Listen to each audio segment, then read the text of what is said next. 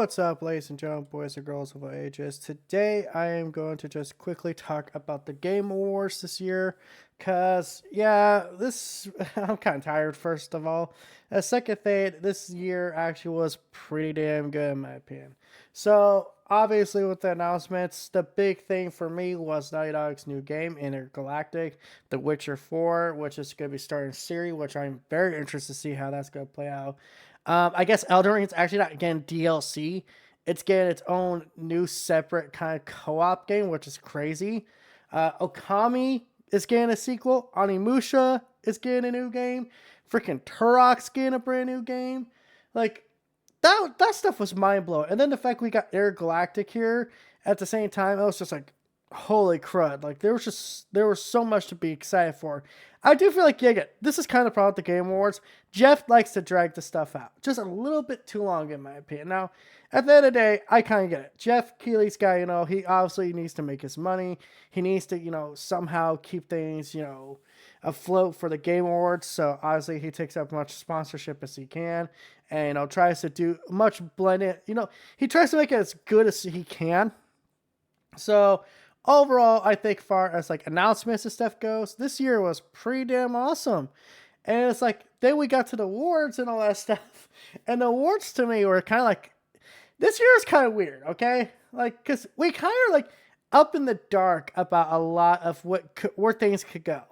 To me, like for example, best family game. Normally it's dominated by Nintendo. And this year it was dominated by Nintendo yet again. It's always kind of been a thing. But this year, I think Nintendo was slacking so much that left room for Astro Bot to jump in and, take the best family game, which it did. And I think, I pointed out when I was in the live stream with Rudigs and them, shout out to them, when they announced that Astro Bot won best family game, I'm like, that means Astro Bot beat out a Zelda and a Mario game. Now, granted, the Zelda game actually is, a Zelda game, but it's not a Link game. And the Mario game was Princess Peach, so, yeah, again, I don't know how many people really cared or wanted to play that game. But it was kind of crazy. And then it's like, Helldivers 2 won Best Ongoing Game. Caught me off guard, and especially was surprising when they announced that, hey, tonight, we're launching brand new enemies, vehicles finally, and a new map. And I was like, whoa, really? Tonight? And they also announced a new DualSense controller, which I'll post in a link where you could probably try to find a pre-order for it. So I was like, whoa, that was cool. And then like Astro Bot and Helldivers kind of won a couple more awards. I was like, whoa. And then it's like it won Best Action Adventure Game, Astro Bot. I was like, okay. Black Myth Wukong won Best Action Game. Okay. Not Blasto. Whatever the game's called, the card game, the one that was up for Game of the Year. I forget the name of it. That was up for like a bunch of indie awards, and it won all of them, which caught me off guard. So yeah, it's just like there was a lot of surprises this year, which was nice because I was like, I'm sorry guys, like I know some people get excited for some of that smaller games, so it's like. This year, I was like, they kind of stuck to their guns. They kind of stuck to the big games and some small games. And it was pretty cool.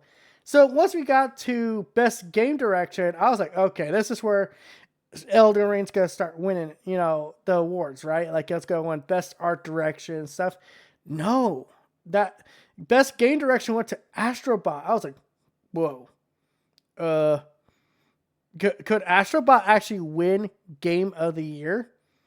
And like a part of me was like, I don't think it could win Game of the Year because like, they changed the rules so much in order for freaking Elden Ring to get in. So I was like, just makes sense, right? Elden Ring's gonna win it because they changed the rules for Elden Ring, but no. And it caught me off guard. Astro Bot won Game of the Year, which to me is insane. When you think about it. Like you have to remember, Team Asobi is a very small studio. They are not a big studio. They're not Naughty Dog. They're not freaking Insomniac. They're not even like they're kind of like on Ben's level, really.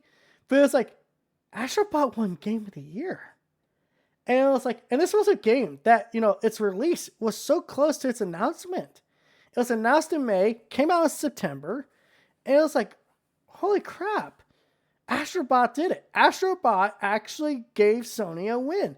And to me, in my mind, this cements that Sony needs to keep them around. And knowing that the team of Sobi at one point was part of the Japan studio, it was kind of weird for me. Because I was like, whoa. And by the way, the guy who directed Ico, Last Guardian, and Shadow of Colossus, also at the Game Awards, announced a brand new game he's working on with Epic Games. I was like, that looked cool, by the way. But yeah, it's hard to tell what it is because like it only gave us so many details like this game does. But it's like, yeah, again, it was weird. I was like, Astro Bot won.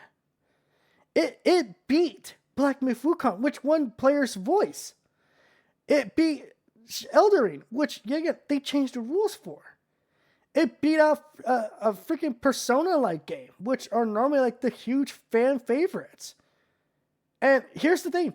I don't think it was undeserved. I think it was well-deserved. Because like it felt like a great game to play. It was a great game to play. Now, granted, some people out there, you know who they are, Harmon Smith, probably, call this game a Nintendo ripoff. I'm like, but here's the thing. If it's a ripoff and it wins Game of the Year, that means that not only did it rip off Mario, it did something Mario didn't do. Obviously, I'm pretty sure some Mario games have won Game of the Year. I'm pretty sure Galaxy and Odyssey won some awards, but it was just weird to see Sony do it. And it was like, and it was a celebration of PlayStation 2. And like how it's just a celebration of this console brand that has been around for 30 years. I really want you guys to think about that. 30 years. When I was 3 years old, this console brand started. And now the game that celebrates PlayStation had all these huge cameos from games that also got announcements that tonight. It was kind of crazy. There was an Okami reference in Astro Bot. Okami's getting a freaking sequel. Yeah, so funny. Well, go back to the freaking Interstellar game. Sorry, Interstellar, Galactic, whatever. The Naughty Dog game. I'm going to call it because, again, I'm kind of having brain farts right now. Like, they kind of teased us at first. Like, they're like, hey, here's The Last of Us Part 2 PC. And I was like, oh yeah, that's kind of obvious that's going to happen at some point. Because, we've known for a fact it's, they've had it, for a while. So I was like, cool. But then they announced this game. And I was like, wow. They actually had stuff to announce. They actually had stuff to announce that was cool. And not only that, but Astro Bot won Game of the Year, which in my opinion deserved it. So congratulations to Team Asobi. You guys are not only keeping the spirit of PlayStation alive, but you're keeping the spirit of Team Japan alive. And, I always say losing Team Japan, well, it's a huge blow. But at the same time, you guys rose up to the occasion. You not only rose up to the occasion, you rose up to awards that some of the PlayStation studios have never won. Insomniac has never won a Game of the Year award, to my knowledge. Ever since they got bought by PlayStation, never won. Ghost of Tsushima didn't win Game of the Year when it came out. You're on the same caliber now as Santa Monica and Naughty Dog. That's a class you should be proud of. So until next time, guys, this is That PlayStation Gamer. Sign out. Don't forget to like, comment, subscribe, and all that YouTube algorithm BS. Bye.